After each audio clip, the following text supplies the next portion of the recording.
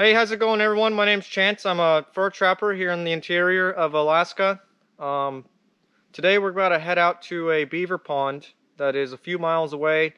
We're going to be walking there. Yeah, there's lots and lots of beavers in this pond and a big old beaver lodge. This is basically the end of the season. We're just mostly focusing on beavers and otter and muskrat here and wolf for now. We have still a few lynx pens up, but lynx haven't been too thick this year. I've only caught one on this line, and but there very well could be a lynx and a snare up there. You never know. So we'll head over there. I ended up bringing the rifle today. My wife was out with the kids picking birch barks, peeling them off trees, and she told me she's seen some bear tracks. I'm hoping that we run into a bear today. That'd be a nice treat. And I just stopped and seen here that there's some super fresh marten tracks. I don't know where the marten were all winter. If you can see right there, there's a pink ribbon, and then there's a marten pole right there. See those marten tracks jumping off into the trees. I, for some reason, couldn't get them to take my bait. And then once my bait got on the ground here, there was bait here. He came and stole it. Figures that they all show up right at the end of, right as the season closes. All the marten show up. But you know, it's all right. It's a seed for next year. I kind of was hoping that this line would pan out a little bit better in the future. And I think this year is a down year for all the lynx and marten and whatnot. But in the last week or so, every time I've come out here, I've seen lots of new marten sign and rabbits. A little rabbit trail. It's been a tough trapping season. Yeah, he was all in here, running around. I have a few lynx snares up here. It sure would be nice to pick up one more lynx before the end of the season. Or a wolverine. I have a wolverine set at the beaver pond. At the old beaver lodge, I found their entrance hole and shoved the dead chicken down in there and put a 220 over the entrance.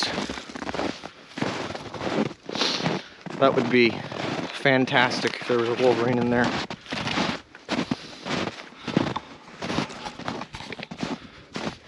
So we're almost through the beaver pond now.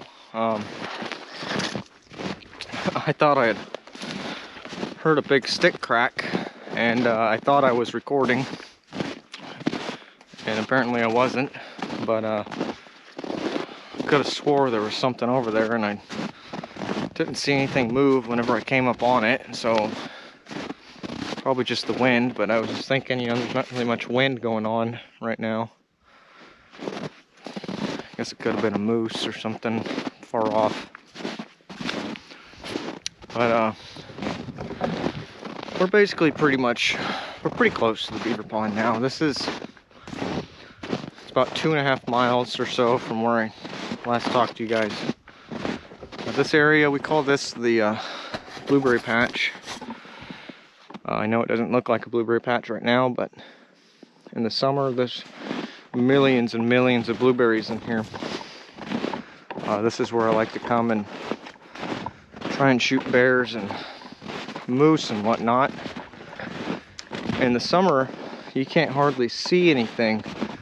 Like, all these branches here are completely filled with leaves, and you know, this is all this willow and poplar over here. It's just like a wall. The reason I come over here is because there's a clearing. It's a big clearing of tussocks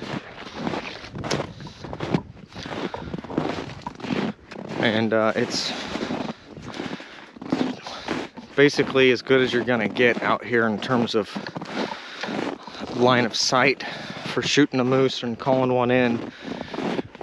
In the summertime, like I was saying, it's when you call those moose in, they're basically right up on you. It's not. There's some places in Alaska that moose hunting is a lot like elk hunting, and you can see them from 200-300 yards away. Well, you're lucky to get a 100-yard shot here. 100 yards is about the absolute maximum that you see moose during moose season. We're getting up on this clearing here.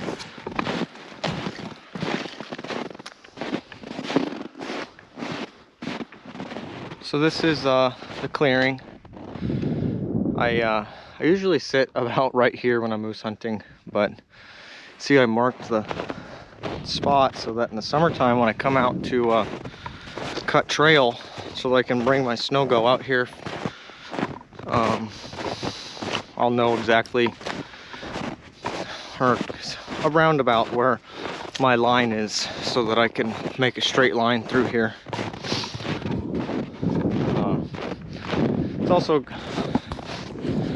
It's also good for some reason you're walking back at night and your headlamp dies, or it's a whiteout or something. You have some sort of flagging.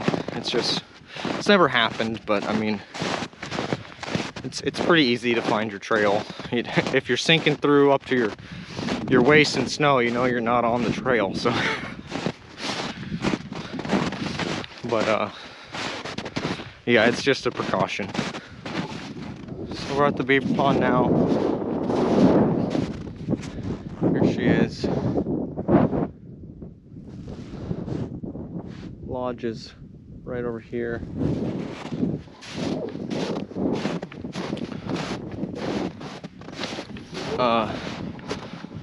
Surprisingly, there is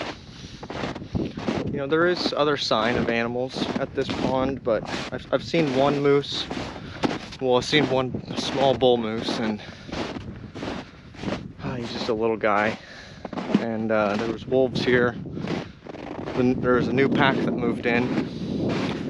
Just a breeding pair for now. They came actually out here and played with the shovel that I left out here, which is strange to say the least, but I only say that because usually the wolves are pretty spooky about anything that's, humans.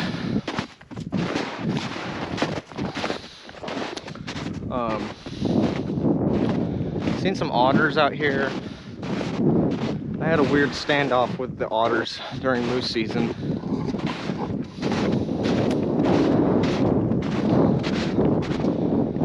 But the ice is really thick right now, and I actually meant to put in 5 or 6 beaver traps when I came out here last, but I could only, I put 3 holes in. First hole was right over a tree. Second hole I couldn't get to the water, and then the third hole finally poked through.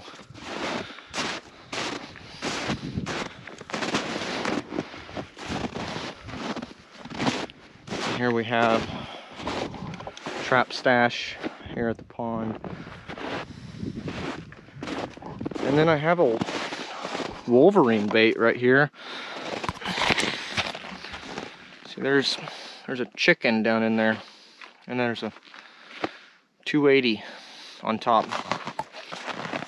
There's a snare in this little run. This is an old beaver lodge right here, and this used to be a lynx pen when there was a bunch of snow, but it kind of turned into just a bait stash, and I put the lynx trap underneath just in case something decided to come and try and take the bait. But yeah, obviously nothing has been here. pretty nice sized beaver lodge. I mean, it's kind of huge actually, but here's one of the holes I tried to dig. Couldn't break through. That hole is where the log was underneath the water. And then this right here is the actual where the beaver trap is. I like to build like a little igloo over it to try and like insulate the ice layer or the water so that it doesn't freeze so hard.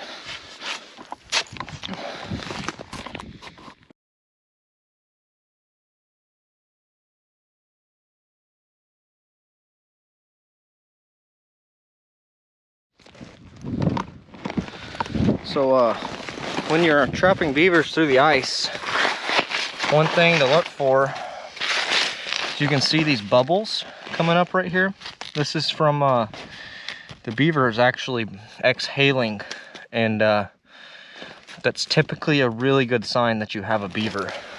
It's also a really good way to tell if the beavers are traversing an area. You know, you want to look for, you see these willow sticks coming up right here. This is part of their feed pile, and you want to somehow get between one of their entrances or exits in between their feed pile. And I know that they swam through this there's a little canal right here that they would swim through, and I would sit and watch them while I was moose hunting. Their entrance is on the back side of this lodge, but it's about 10 feet deep under the ice here, and so I didn't want to try and trap them at the entrance to their lodge because it's too far down to accurately find. I'll show you the setup that I mostly use out here, and it's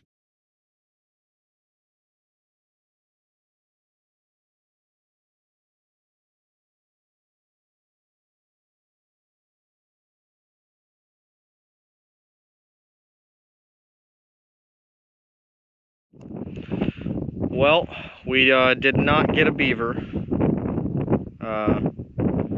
It's alright, you know, trapping's kind of about managing disappointment, especially out here in Alaska. The fur's hard to catch, usually, it seems.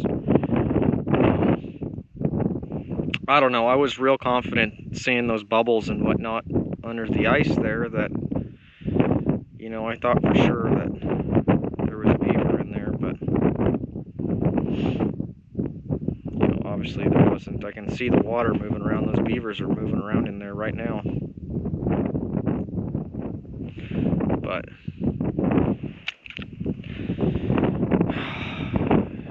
yeah, I pulled the trap up a little bit. I rolled the wire up so that it was a little bit higher off the bottom of the pond. The way that I do it is I have a 1/8 cable hooked onto the spring, and then I have that as my safety on this stick here. Then I have 16 gauge wire running down to both of the springs to suspend it, and then I wire a piece of willow or something to the trigger. Whenever I checked the trap, it didn't look like anything had sprung the trap, so I don't know, maybe they learned a little bit from the last time I was here and whenever I caught that last beaver. But we'll see. Again, bubbles just came up there.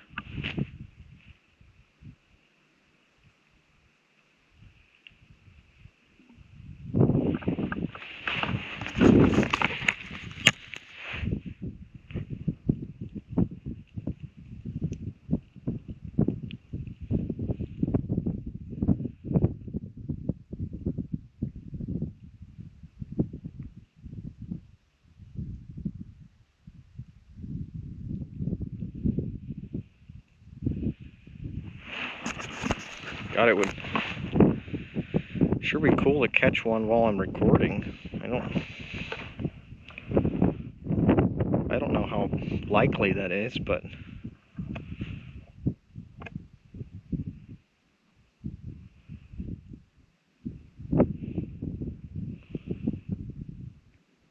they're definitely down there right now.